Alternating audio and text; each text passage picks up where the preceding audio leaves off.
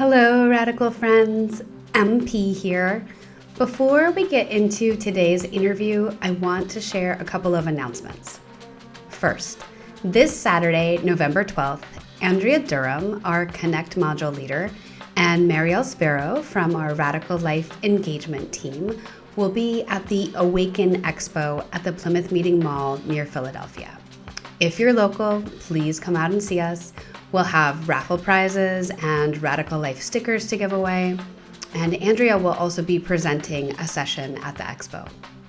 Second, discounted launch pricing for Radikal Life, the Manual for Optimal Beingness, is available through November 15th. We've automatically applied a $150 discount at checkout, so go get it. Now on to the podcast. Hello, and welcome to the Radikal Life podcast.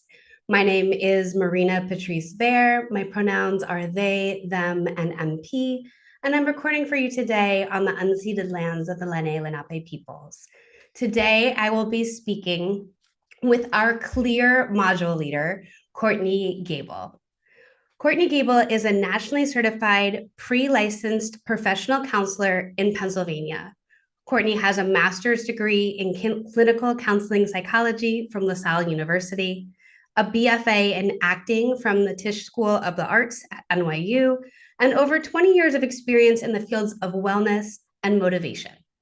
Courtney's inclusive work focuses on helping people to feel seen and valued for who they are, wherever they are in their journey, and with mindfulness, compassion, and acceptance. Welcome to the podcast, Courtney. Would you like to share anything with our listeners about what identities and communities are important to you? Absolutely. First of all, I just want to thank you. Hearing you introduce me and this podcast is really lovely, and I'm grateful to be here. So yes, my name is Courtney Gable. I use she, her pronouns. So about the communities that are important to me,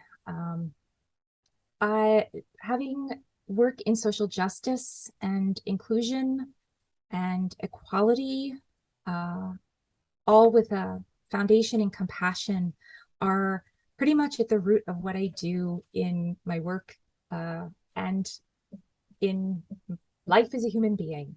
And I really try to meet people where they are. We're all on our own journeys, but we're also journeying together. And I am a professional. I'm also a parent, a spouse, a community member, an activist, an educator, a therapist, a lifelong learner, and so on and so on. I'm a psychotherapist. I'm a somatic and yoga therapist, and I'm also a psychedelic assisted therapy provider.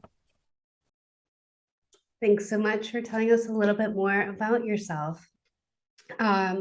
When I think about clear, the things that come to mind for me are clarity, discernment, and direct communication. And I am wondering if that is your interpretation of clear, if these things are similar or distinct from what you have in mind when you speak about clear. That's such a great question. And there's so much in that. I feel like discernment really, in so many ways, has to come first.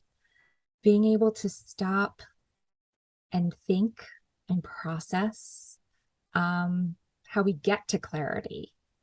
And having direct communication is a part of that. And I feel like we can't even really get to that until we have the discernment.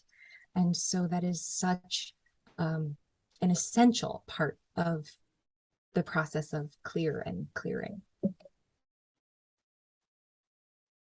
I appreciate that. And I am wondering if you want to tell us a little bit more about when you think of clear, what is it we're clearing and why is it important? Yeah. Yeah. Yeah, it's such a broad word, right? But when I think of clear, clear can be about clearing the mind. It can be about clearing our space. As we were talking about discernment and clear communications, clearing the air for communication, for transparency. It can be about clearing, and this goes back to clearing with the mind, but about getting clear on our priorities and our values, and having our processes aligned, and really being in integrity, and all the components that come together to allow that to be possible. I really appreciate what you said there about things being aligned, because I was just, I was taking that in and I was thinking about, like, you've got clarity of mind, and then you can sort of, like you mentioned, act with integrity, right? And when you're clear on your priorities and your values, you can communicate them with others, and that they really can then be a grounded place for decision making and how you move through the world. So I really appreciated the combination of words that you brought together for us there. Oh, thank you. And I love how you just brought in grounded, because absolutely it has to be grounded and connected. Yeah. Yeah. I think I have a thought there about embodiment, but I think I want to hold it a little bit. But yes, I think that I'll just name that for me, that clarity is a full experience, right? That it is a body experience. It is something that I like can feel settle and unsettle. Yeah. Um, yeah, I guess now that I've said that, do you have anything that you want to add to that? Mm. Oh my gosh, we could just take a deep dive into that for like a whole different podcast. Um, but yeah, the idea of having it be embodied is so important, because we're not just our minds and we're not just our bodies. We are this living system, and then we're not just a system unto ourselves. We are connected within something larger.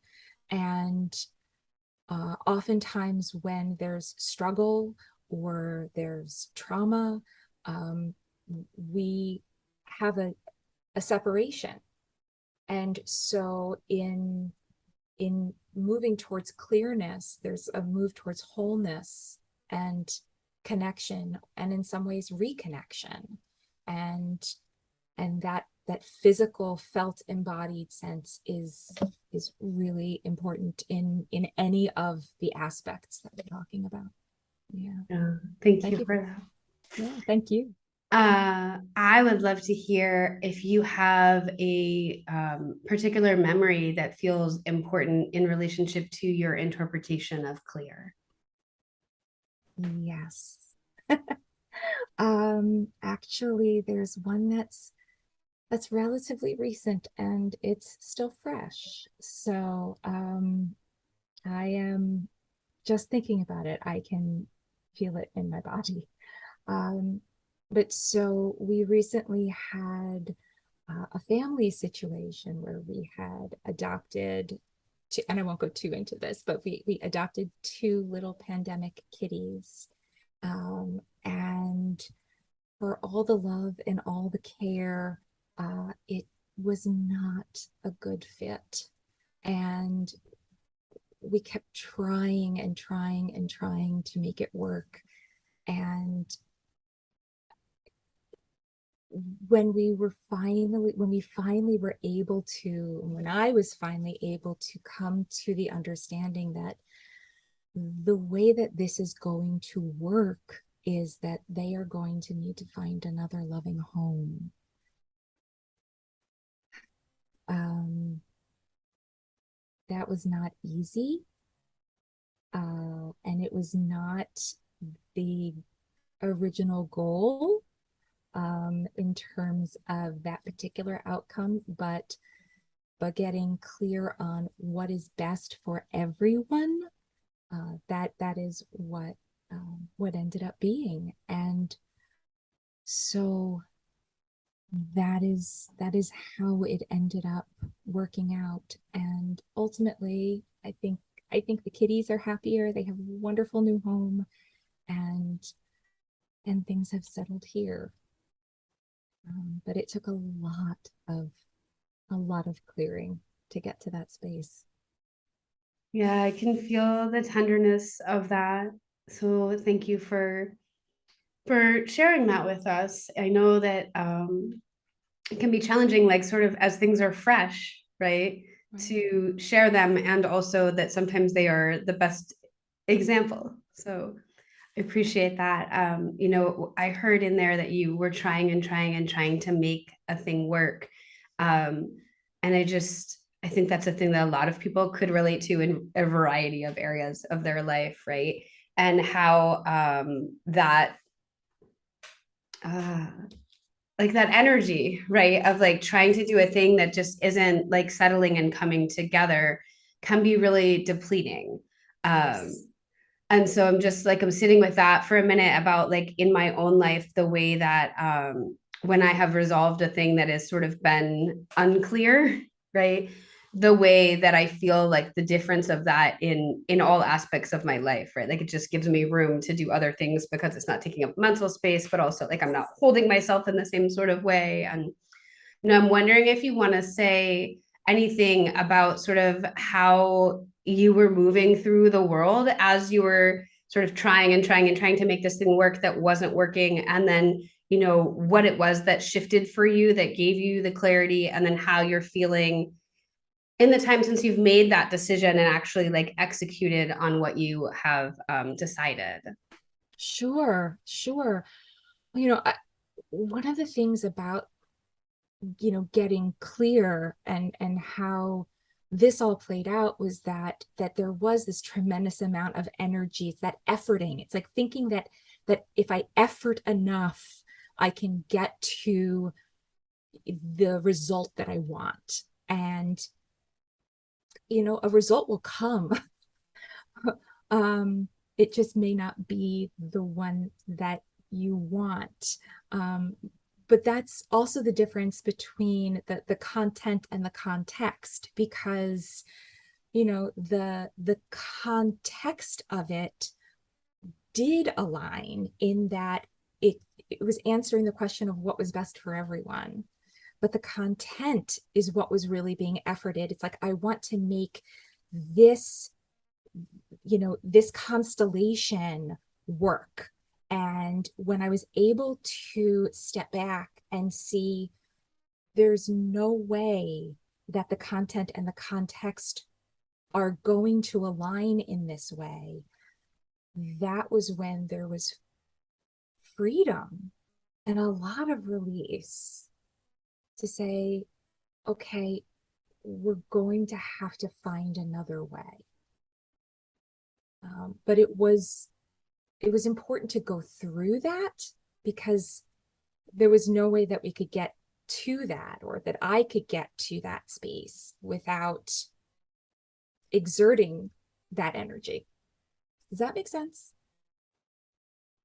Yeah, it does make sense. And I'm thinking about, two things immediately are coming to mind around this. And the first is just sort of that the phrase that you've said here about efforting enough, right?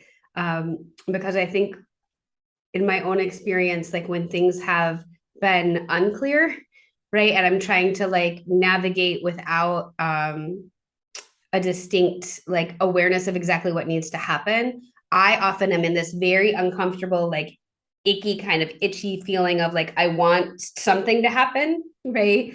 Yeah.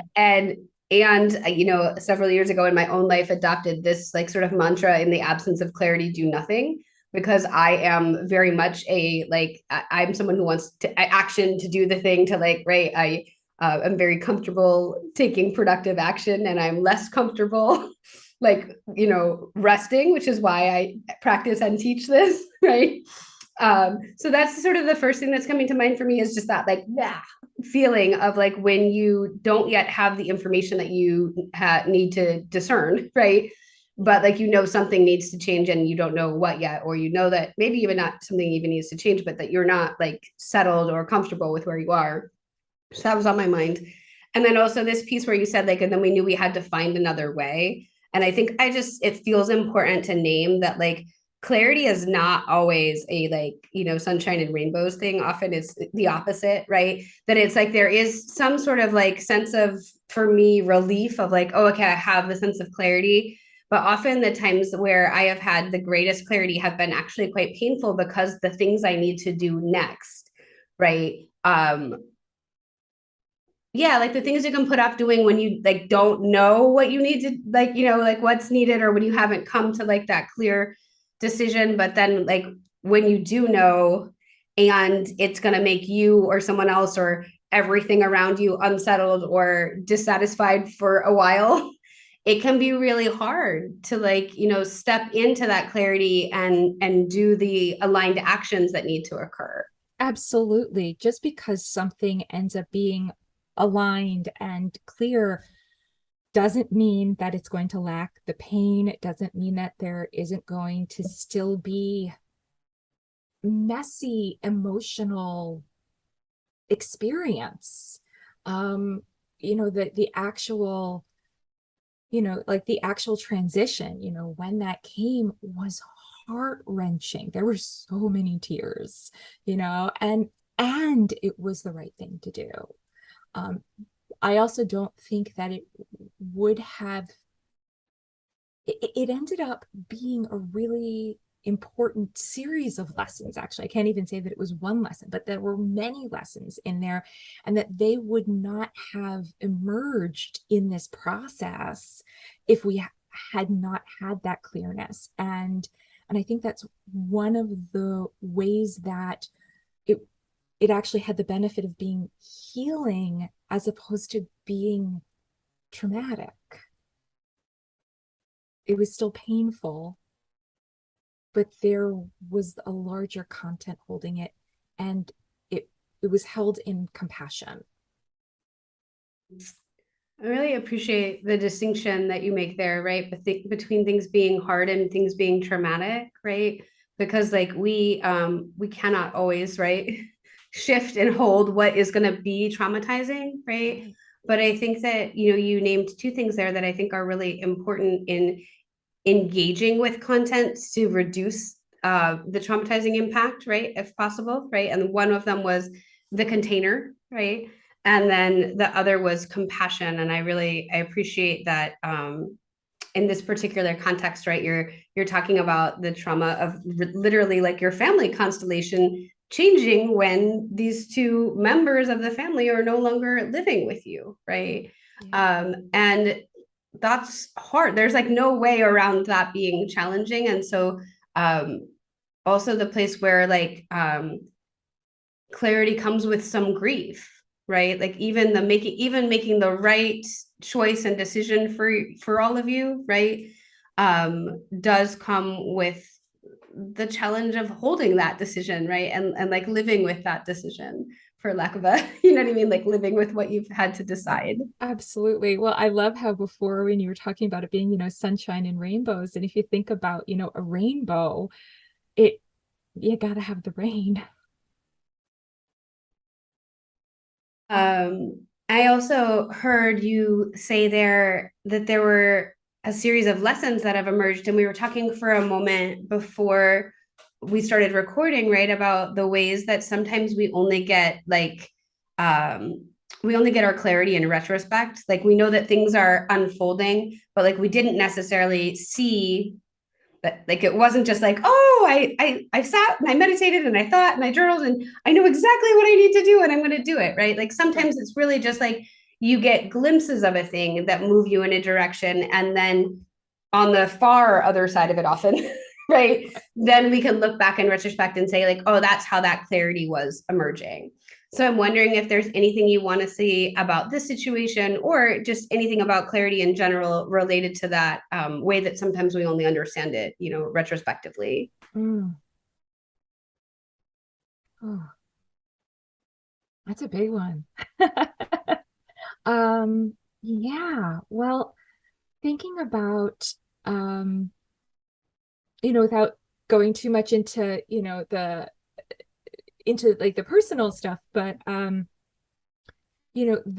main reason that we had gotten these kittens, well, we had them for almost 2 years, so they went from kittens to cats, was really for my daughter, for and as it turns out, they had actually bonded with me. And so, in fact, I think one of them may have even shown up in my first class. So I think there was a cat that walked through. Um, but that, but that set up a very uh, unhealthy dynamic within the house, and there was a lot of resentment and discomfort and anxiety, um, and the lessons for my daughter to recognize that she is that her health is of the utmost importance, and that our relationship is of the utmost importance, and that if these sweet babies are here but they are not meeting that need, and that they are actually creating more stress than relieving, and that this is something that we have the power to do, then it's in everyone's best interest to move them to another good loving home.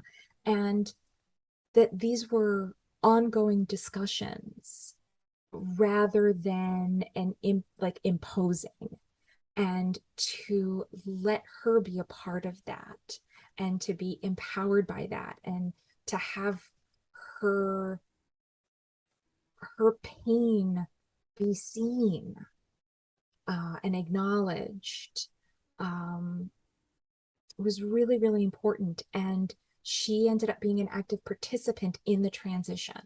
So it wasn't like, oh, you go over there and we'll take care of this, and then we'll just pretend that it isn't happening. She helped, and then the new you know the the new owner came over, and my daughter helped load up her car with all of their favorite food and the treats and the cat climber and all of that. And she felt stronger because of it. And I recognize it doesn't always work out that way. But in this situation, it it was an opportunity for us to come together and have a whole other level of conversations about value, and about needs being met, and about the complicated messiness of being a human being. Yeah, thanks for fleshing that out a little bit more for us. I heard a couple of things in there that feel, I think, widely applicable, right? Even though this is a very like specific story, right? I think that, I heard that there had been some expectations, and then that things unfolded in a different way, right? And then that some of that clarity around the decision making meant really needing to go in and examine those expectations, Yeah. and then figure out, were they realistic or unrealistic, were they, what needed to happen, what needs were surfacing from, those unmet expectations. And then the other piece that I heard there that I think is really important is that you talked about involving your daughter in that decision making process, right? And in the transition process, right? So a place where she was able to feel empowered. And I appreciate you saying, like, this story ended up nicely, right? And it's not always like that, but I think that what you're talking about here related to like expectations and exploring those, and then figuring out how we can come from a place. I think often when our expectations are met or not met, right, we can feel there's a lot of feelings that happen, right, about like, why did I have those expectations, am I wrong, or am I blaming the other person, or like, right? So just some room to like have the experience that we're having, and then figure out what our needs are. And then, I think one of my favorite things that I've learned as an adult overall is this distinction in nonviolent communication between needs and strategies, right? And so like we Yes. can have a need, but like there is more than one way to meet it, right? And that the strategies that we employ are important and can really help us to better align with our values, right? And so Absolutely.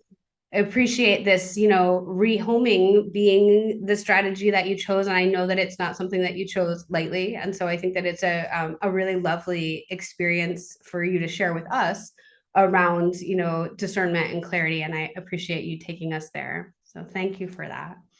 I am wondering if you would feel comfortable sharing with us. You shared with me that you had a pretty formative experience around this idea of clarity and, particularly of being willing to let go as part of the clarity journey. And I'm wondering if you would be willing to share that with our listeners. Yes, yes, I would. Yeah, so um, I just want to make sure that you're talking about my transition from New York. Oh, I am. Yes, thanks for Yes. clarifying. Oh, sure, sure. So, yeah, so in a nutshell, I had done my undergrad at NYU. I was living in New York. I was a working actor. Um, I was working in the arts. I was making a living acting. I was acting and producing, and I was working for a press agent and writing and editing and choreographing. I was working in dance and stage combat, and I was also an intimacy coordinator before there was even the label intimacy coordinator, and I loved that, but it also felt like it was a constant hustle. I want to just make sure that folks understand because it took me a couple of reads of what you had said to me to understand that. So, intimacy Oh, coordinator is on the stage. yes. Yeah, So just yes, flesh that exactly. out for So us for a second. absolutely. So I have training in stage combat and fight directing. And so oftentimes for the stage, there are depictions of violence.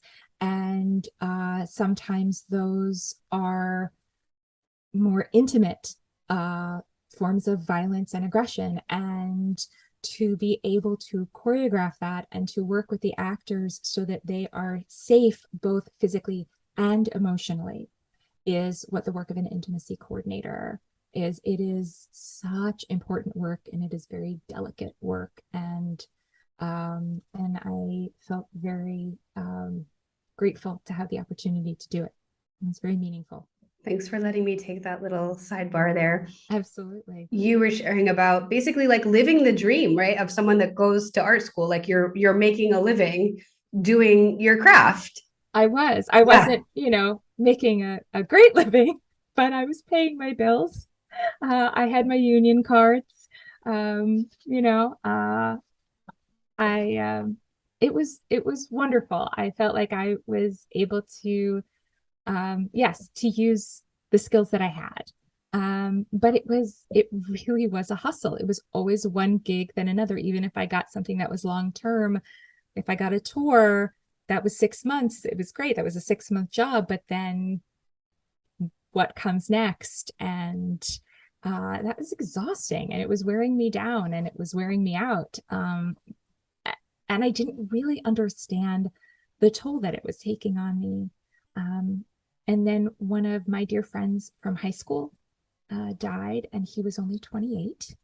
And he was really talented, and he was an amazing person. And it really rocked me to the core. It actually rocked several of us to the core. Those of us who were really close, and it really hit me that tomorrow is promised to no one. And so I went home. I went back to Pennsylvania for the funeral, and I thought very, very deeply about where my life was going and what my future would be if I stayed on the current path, what some refer to as the probable, almost certain future. So if you keep going on the path you're going, where is that going to be? And it really, I got clear that it wasn't leading me where I wanted to go. And so at the age of 30, after 13 years in the city, I packed up my bags. I filled a rental truck, and I broke up with my boyfriend at the time. And I came back to Pennsylvania, and I pursued my master's degree in clinical counseling psychology. And I've been able to take all that knowledge from my background in the arts and apply it in the therapeutic setting. Um, and it's meaningful, and it's impactful work. And looking back on the journey, that there is that element of inevitability, but living through it, It felt both precious and precarious. Um, and I'm grateful though, because I wouldn't be where I am today if I hadn't gone through that. And I really like where I am today. Thanks for that. Yeah, what I heard in there was that this unexpected tragedy, right, of losing someone dear to you quite young, really brought you to this like crossroads moment, right? And I think what I want to highlight there is just that like you were really enjoying what you were doing, right? Like it wasn't like, oh, I did hear you say like you didn't understand the toll until later, which I get. I think that happens for a lot of us, especially in our careers. But I want to name that like you were still doing right, you were living a life that was really interesting and engaging, right? And not, at least in terms of what I heard there, like particularly like harmful or destructive. You just knew that it wasn't like that there was a bigger path, right, that you weren't at yet. And I appreciate that this sort of turning point, right, happens around something really quite tragic, and that it allows you to sort of pause, to reflect, right, to take a step back that you might not have taken had that not occurred, right? Because you would have just been doing and going and doing the thing.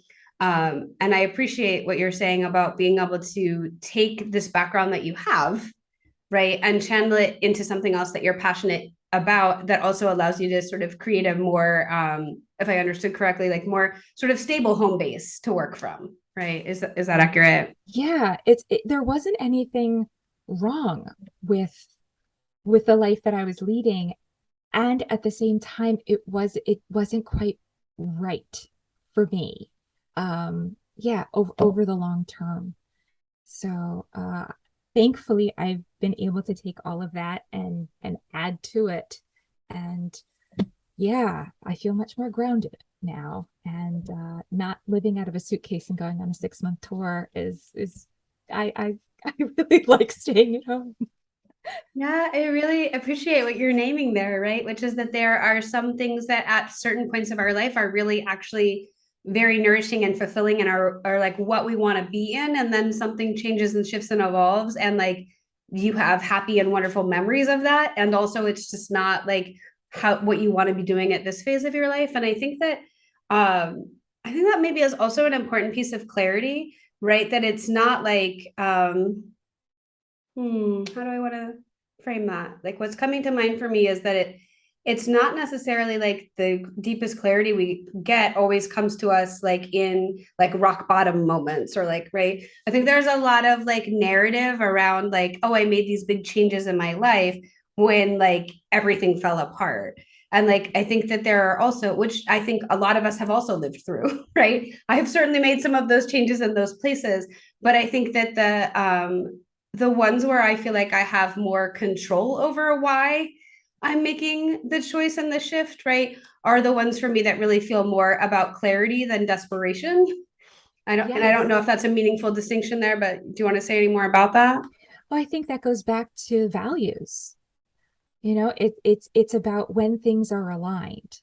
And as you said, things change and we change, and that, we as human beings, um, we love things to be consistent, but but the one thing about our lives, the only thing that's really consistent is that there's a constant change. And so that idea of grasping, to hold on to something when it clearly is no longer serving the same function or nourishing and supporting, and to be able to let that go. And part of that clarity for me was letting go of that ego part, that identity of like what it means to be an artist, or what it means to, be, I don't know, successful. And it wasn't that I was leaving feeling defeated, or that I failed, that it's but that it it was no longer serving me, and I wasn't able to be as effective in that way that as I wanted to be. And so being able to shift uh, was necessary. Yeah. Yeah, something that really stood out for me there is this idea around our identities, right? And then how where we are and what we're doing can really shift our sense of our own identity, or I would even say can really like deconstruct our identity in ways that like we then need to figure out how to rebuild, right? Yeah, uh absolutely. and so I'm just thinking about that in my own life. And yeah, and I think the most profound of those for me are the ones where like I realize how much of my like worth and self I've been attaching to a particular identity.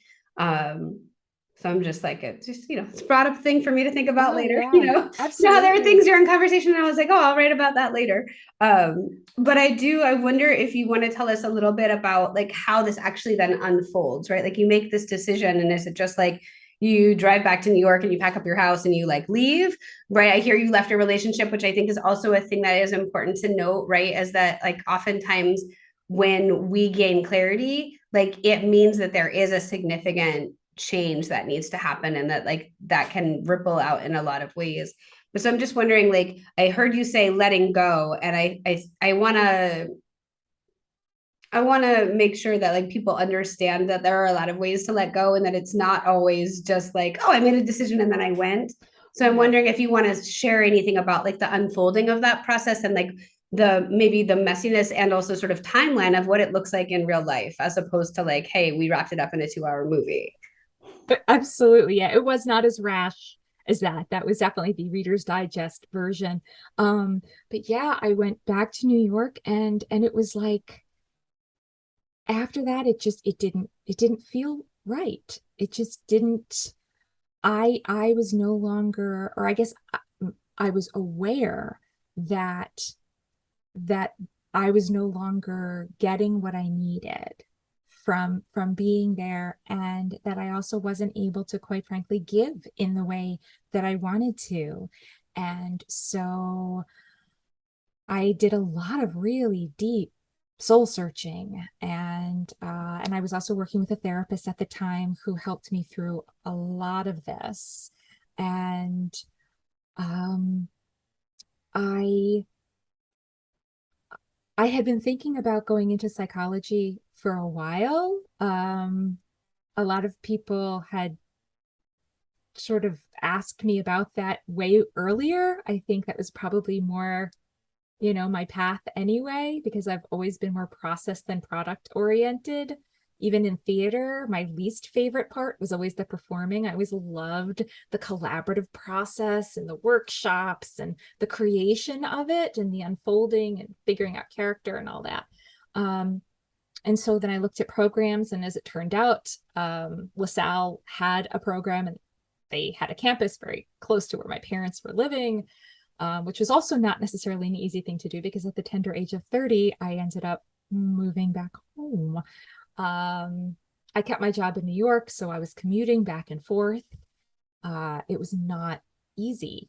Um, and yet it absolutely felt like the right thing to do. And so, yeah, it was in that same way, sort of in that similar vein with the story with the cats. It was once I really was clear on the context and recognizing that the content was no longer aligning with that, then the way opened up, and I found the strength to move into action. Yeah, I really appreciate that. The longer journey there, right? And also just the phrase that you ended on there, right? Like the strength to move into action. I was thinking about, what you said about awareness, and I'm thinking about this like place of moving from awareness to like the discernment of what to do with your awareness. Like that really is clarity, right? Like Yeah. that's the journey. um and that is not for the faint of heart. Right. No, No. because like when you become aware and you really let yourself settle into the awareness of like some things are working and some things aren't, right? There is a place of like, oh, okay, I need to make some decisions and shift what I'm doing. And I appreciate this distinction you've made a couple of times between context and content. And I wonder if you want to like give that another sentence or two for folks that are like, wait, I haven't heard this before. what is this Sure. distinction you're making? Absolutely.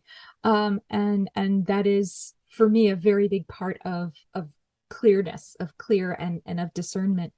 And so when I think of context, it's the larger framework.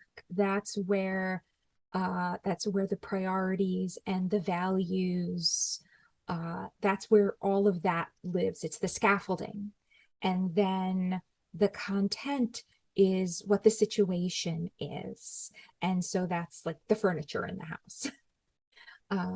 And so the content with our earlier conversation was about, what is best for the family and all of the members, within that community, with and with this, it was, what is it that is going to really allow me to feel like I am doing good work, like I am able to take my talent and my passion and my care and apply it in a way that is going to serve and hopefully make, you know enhance the world around me. And when I started out in theater, that was always my goal. It wasn't merely about entertaining, it was about, creating a springboard for deeper thought and giving, having helping to create a space by which, authors could have their voice, and that actors could create, and creating that larger container.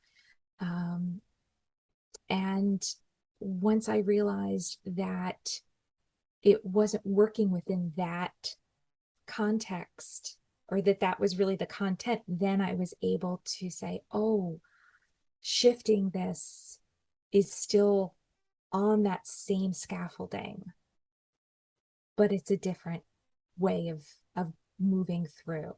Does that make sense? Yeah, that does make sense. And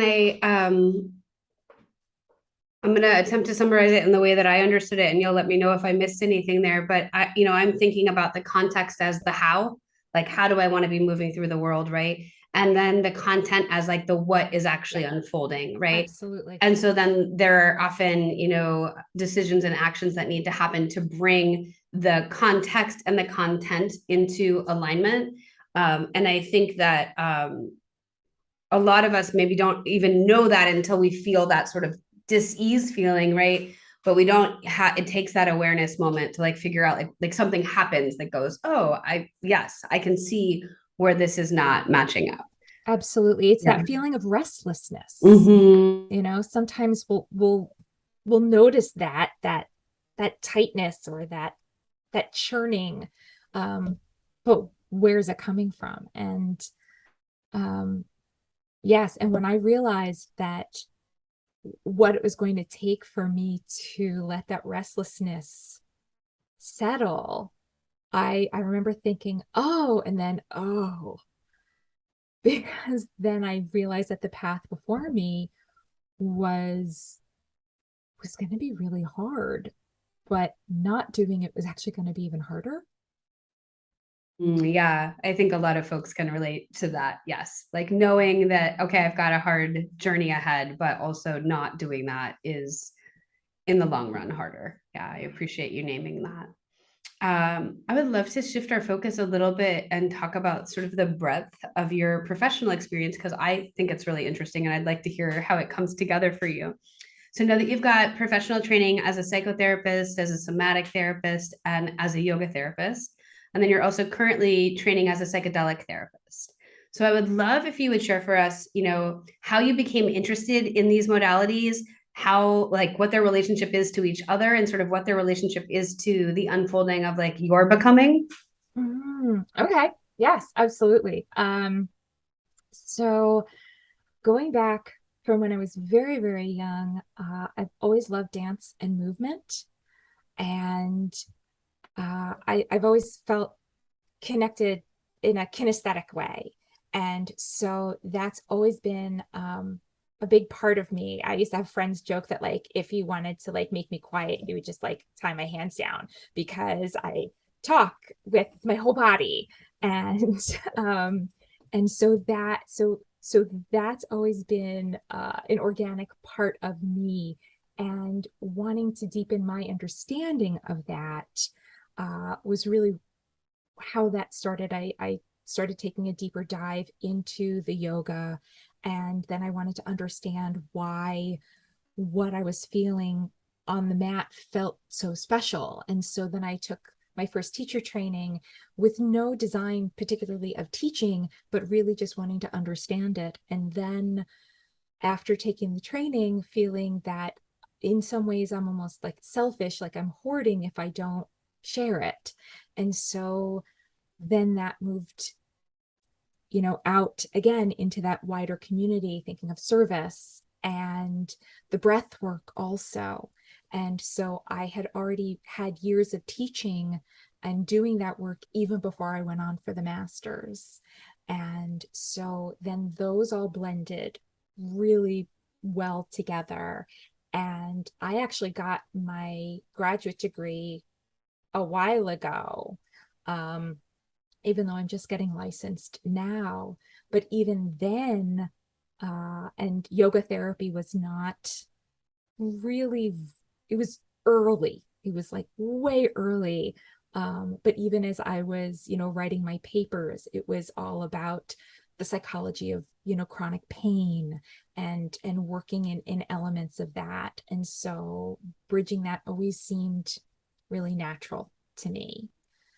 And then as far as the psychedelic therapy and the ketamine assisted therapy, with the breath work, oftentimes we're also talking about non-ordinary states of consciousness or extraordinary states of consciousness. And so the moving into the psychedelic assisted therapy again seemed like a natural progression.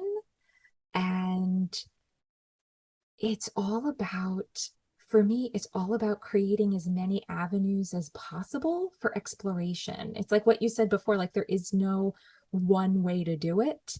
And none of these work every time for everybody. For some people, talk therapy is exactly what they need.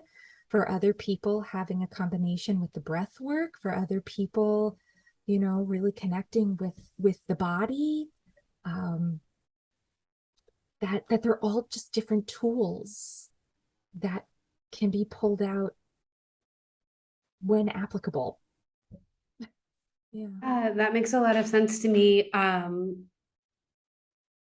I really like this phrase that you've used, non-ordinary states of consciousness, because the first thing that I thought of was like, oh, that's also very much related to theater, right? Or like to viewing, right? Or reading, right? Is that like I get to be in places where I normally am not. Like I get to be in a character experience that I normally am not. And so that was just like a link that happened for me as you were talking about it that I found interesting because that's not a phrase that I would have used about it, right? Mm-hmm. I'm also a yoga therapist, and so it's always interesting to me as well to like um, to hear how people come to that, professional credential, but also I know so many people. I think I know more people who would say that they went to their yoga, particularly their 200-hour teacher training, to learn why, like what was happening when they were practicing, like to understand the like why is this working for me more than the intention to teach. So it's just like it's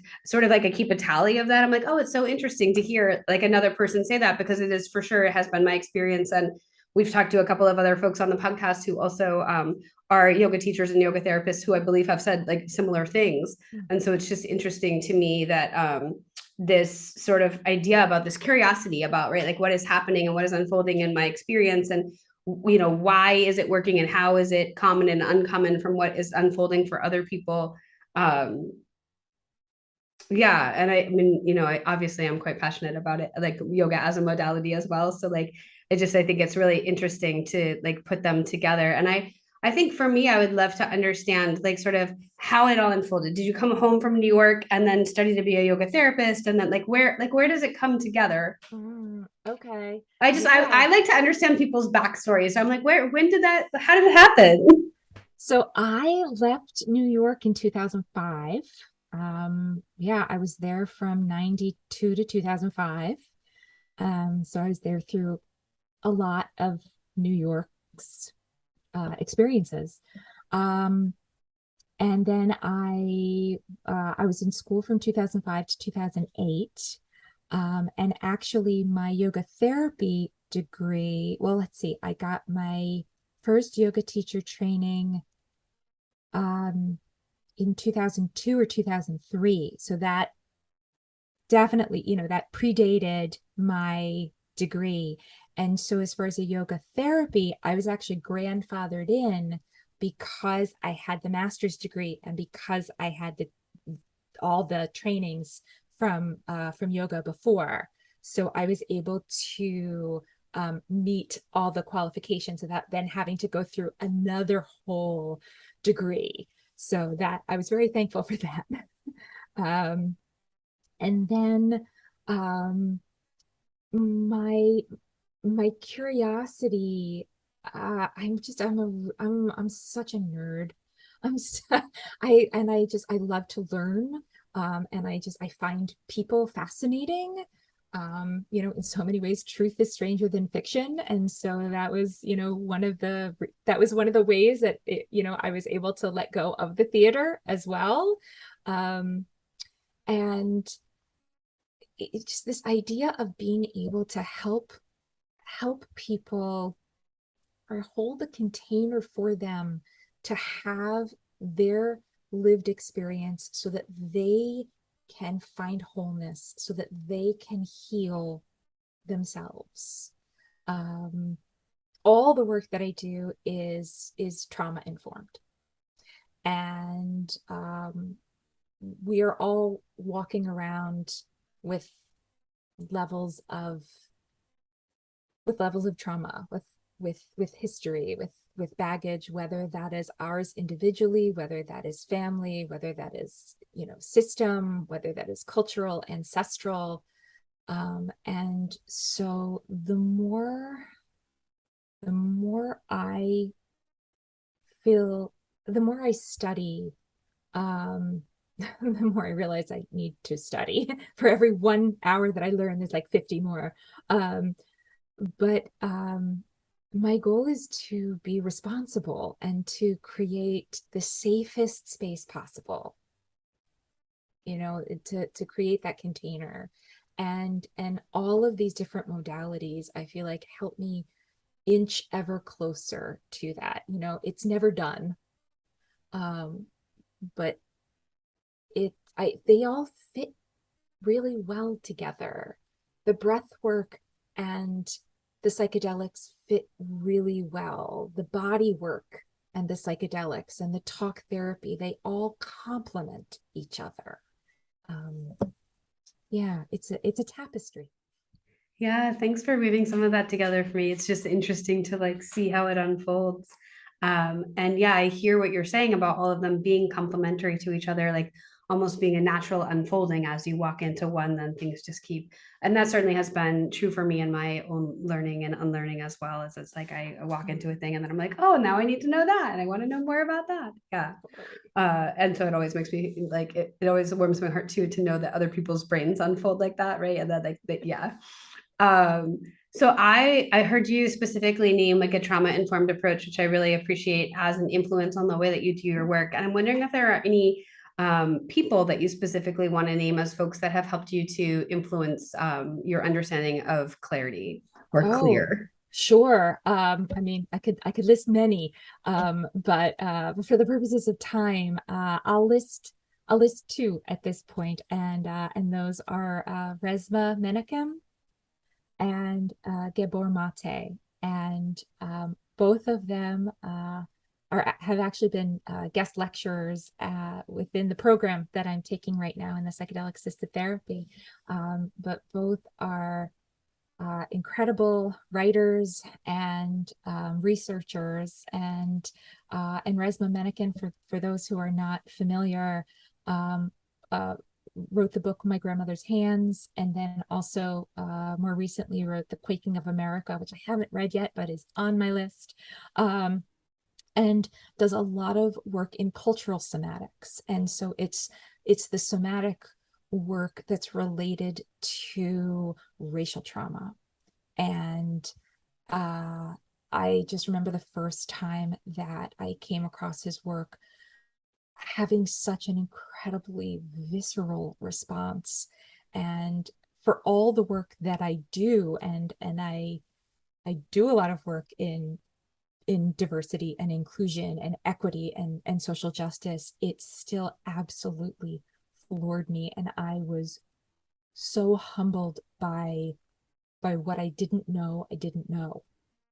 And so for those who are not yet familiar with him and his work, I cannot recommend it highly enough. He even has, I think, a free workshop on his website as well that you can take. I think it's like a 5-part series or 3-part series. I don't remember which, but it's really wonderful. And then Gabor Mate has written several books, and also, again, through the trauma-informed lens, and has done work with addiction and also with psychedelics, and very, very powerful. And he does a lot of compassionate inquiry work. And so there's so much heart that is in the work that he does. And he also has a brand new book that I have not yet gotten that is all about the toxicity in our culture and how we find our way through that. Because it's complicated right now. It's a complicated world we live in. So Yeah, two very cool people. very cool people. Yeah, I follow Reesma on Instagram. Some really great like short stuff there on a pretty regular basis. I was also thinking about, I cannot remember it, but maybe the name of the movie featuring Gabon Marte. Oh, there's a documentary, There's a right? About it. documentary. I saw it sometime last year, and I'll look it up and put it in the Blanking. show notes. Yeah, But please. really, just you can get such a feel for his compassionate heart, like just Mm. in even like watching him interact in the film. Yeah, I actually Um, haven't seen it yet, so please put it in the show yeah, I'll notes put it in because the show notes. I I highly recommend it. I don't know if it's, I watched it on sort of like a pre-release, and so I don't know if it's widely available, but we'll find out and we'll drop it there. I think the thing that I would highlight about what these two for sure share in common, right, is really this idea about the somatic, right, relationship between trauma and where trauma is stored in the body. And like, I think most folks who are thinking about trauma and where trauma is, in the body have heard of the body keeps the score. And I think that that is one starting place, but I think it's really important to sort of move beyond, you know, beyond that as a source and to expand who we are listening to and thinking with when we're understanding trauma. And so these are two wonderful additional folks to build out your understanding and awareness of trauma and somatics, and really the I would say like the just the generative nature of healing. Yeah, yes, beautifully said. I yeah. completely 100% agree. Yeah. I'm just taking a look at my notes to see if there's anything that we didn't talk about that I want to make sure we cover. I think I would love if you wanted to share with our listeners maybe just a quick summary of how you approached creating the Clear module. I think it's a unique vision that you created there. And so I would love for you to tell us just, a few sentences about how it came together. Sure. Well, it was interesting because when Manjot first approached me about it, the very first thing I thought of was about, using each of the letters to create um, sort of themes. And but then it didn't encompass enough. And so they were the springboards for wider themes. And so that's what I did. I went through, the C, the L, the E, the A, and the R. And then each one of those has, there's compassion, and in E there's equity, and in A there's acceptance, and that there are different activities that come along with them, and the values are very much a part of that. There's a rather intense values-based inquiry that's a multi-generational query. And I was I really I felt very grateful for the opportunity to create this content, because it really, I had to embody it as well. And um it's, to really be in integrity with that, it takes work. And so I really try to approach it again from that responsible perspective, and creating that container to hold it for wherever people are when they come to it. And hopefully it's something that people might even be able to revisit multiple times, depending on what they are seeking clearness on. Yeah, I appreciate that, just what you named there at the end, right? This sort of iterative process of clarity. Absolutely. Yeah. And you introduce a significant number of like queries and ways into to do that discernment process. And normally on the podcast, I ask folks about like their sort of everyday life and where that fits in. And you've already spoken about one of them, right, which is the content and context. I'm wondering if there's anything else that you want to share about the clear practices that you're using in your day-to-day life, and maybe if they've shifted over time. Yeah, there are many different aspects that I use. Um, I've really tried to approach everything with compassion, and I think actually at this point it would probably be helpful for me to define how I view what that is. And so, say, as compared to sympathy or empathy. And whereas with sympathy and empathy, you are, feeling for and you are feeling with someone, you are in many ways sort of pulled along energetically with their journey, with their experience, with that emotional wave. Whereas with compassion, it's remaining grounded and it's holding the space for someone else to have their lived experience without going on that journey. So it's not dissociative in that there's a wall or a barrier between, but that it's the bowl that holds it. And so that is something that thematically comes up throughout the clear module, and that is because that is something that is very deeply rooted in the way I move through the world. Yeah. I appreciate your take on that, and that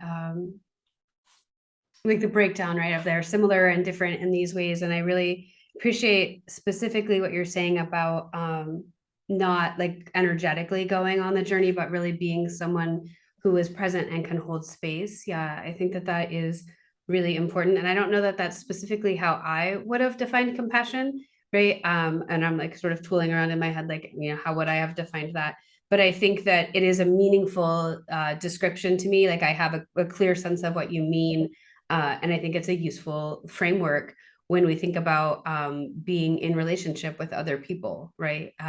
And making space for their experiences and our experiences, and often what I will call like the space between them, right? Yeah, Yeah, absolutely. yeah. So thank you for that.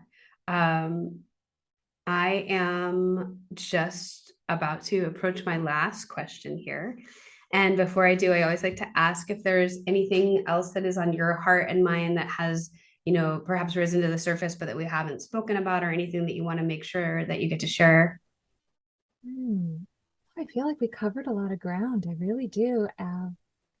I just want to extend my thanks to you, and for the creation of this whole project. Oh, thank you for And that. I appreciate it. yeah, and I feel really honored to be part of it. Well, I appreciate that very much. And I would love to know, while we're talking about this project of Radical Life, what is your vision of a radical life? Ah, um, yeah, I'm actually going to consult my notes because I have given them some thought. And it's it's to live in compassionate truth, even if it doesn't go with the norms of our culture. It's to be thoughtful and deliberate in words and actions rather than being reactive, to live with an open heart and to embrace imperfection as part of our existence, and to choose kindness no matter what.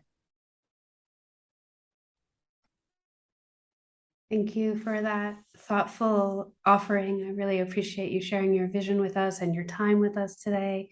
It has been a pleasure to be able to talk with you about all of these things, and I appreciate the fullness of your heart that you have brought to us here. Oh, thank you. The feeling is mutual.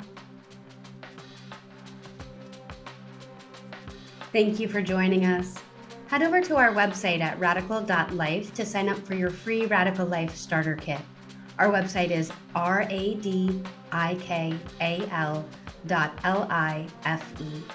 The Radical Life podcast is produced by me, Marina Patrice Vare, and edited by Cassidy Vare.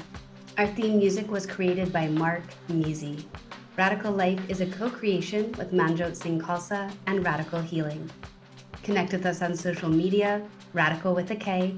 We're on Instagram at radical_life_22 and Facebook at Radical Life.